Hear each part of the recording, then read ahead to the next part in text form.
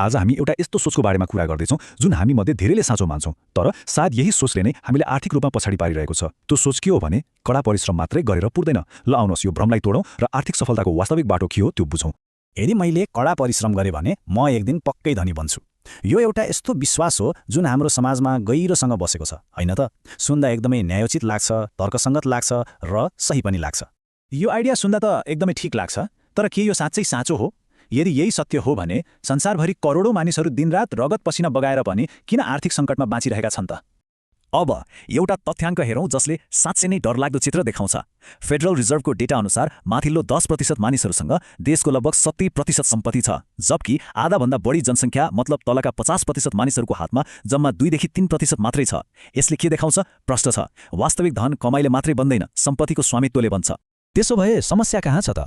पहिलो कारण त हाम्रो आफ्नै दिमागभित्र लुकेको छ। हो, हाम्रो दिमागमा केही यस्ता अदृश्य जालहरू छन् जसले हामीलाई दीर्घकालीन सम्पत्ति बनाउनबाट रोकिरहेको हुन्छ। हेर्नुहोस्, सम्पत्ति बनाउन के चाहिन्छ?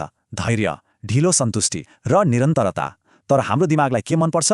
तुरुन्तै मान्यता, छिटो मनोरञ्जन र सजिलो खुसी। हो, यही आन्तरिक खिचातानी नै हाम्रो सबैभन्दा ठूलो बाधा हो।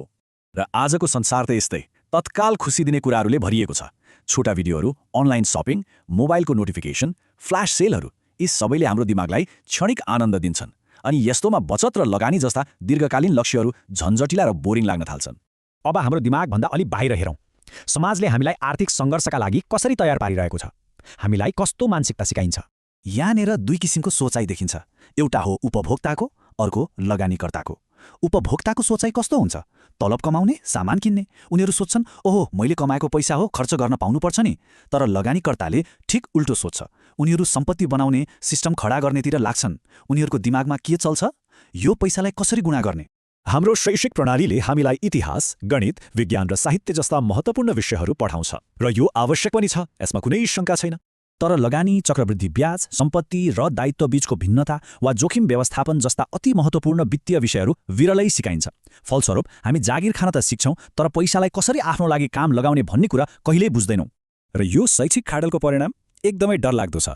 S&P ग्लोबल सर्वेका अनुसार विश्वभरका वयस्कहरूमध्ये केवल 33% मात्र आर्थिक रूपमा साक्षर छन्।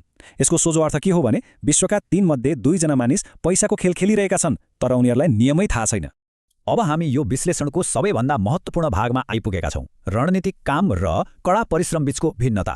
यो नै सामान्य प्रतिफल र चक्रवृद्धि प्रतिफल बीचको फरक हो। यो एकदमै सरल तर गहिरो सिद्धान्त हो। कडा परिश्रमले एक नासले भुक्तानी दिन्छ, 1 घण्टा काम 1 घण्टाको तलब। तर सम्पत्तिहरू जस्तै शेयर वा व्यवसाय आफै बढ्दै जान्छन्, हामी सुतिरहेको बेला पनि। यसलाई बुझ्नको लागि वारेन बफेटको उदाहरण हेरौँ न।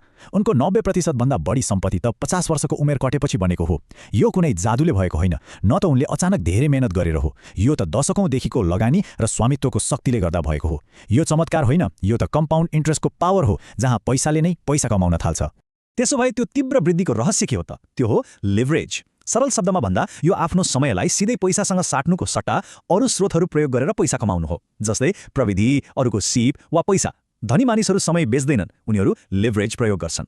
ल, अब यी सबै कुराहरूलाई समेटेर एउटा नयाँ सोचको बारेमा कुरा गरौँ। यो केवल बाँच्नका लागि मात्रै होइन, तर रणनीतिक रूपमा अघि बढ्नका लागि आफ्नो मानसिकता परिवर्तन गर्ने बारे हो। कडा परिश्रमको भ्रमबाट बाहिर निस्कन यी 4 मानसिक परिवर्तनहरू एकदमै आवश्यक छन्। पहिलो, डोपामाइनमाथि अनुशासन। दोस्रो, उपभोगमाथि लगानी। तेस्रो, आराममाथि सिप विकास। र चौथो, भावनामाथि रणनीति। आफ्नो आर्थिक बाटो बदल्नको लागि आफैलाई केही राम्रो प्रश्नहरू सोध्न सुरु गर्नुपर्छ, जस्तै के मैले सृजना गरे भन्दा बढी खपत गरिरहेको छु? के मैले खर्च गर्नुभन्दा पहिले लगानी गरिरहेको छु? के मेरो काम रणनीतिक छ वा केवल भावनामा बगेर गरिरहेको छु? एउटा कुरा याद राख्नुपर्छ, सम्पत्ति धेरै मेहनत गरेर मात्र बन्दैन। यो त सही सोच र रणनीतिक कामले बन्छ। सोच बदलियो भने भविष्य आफै बदलिन्छ।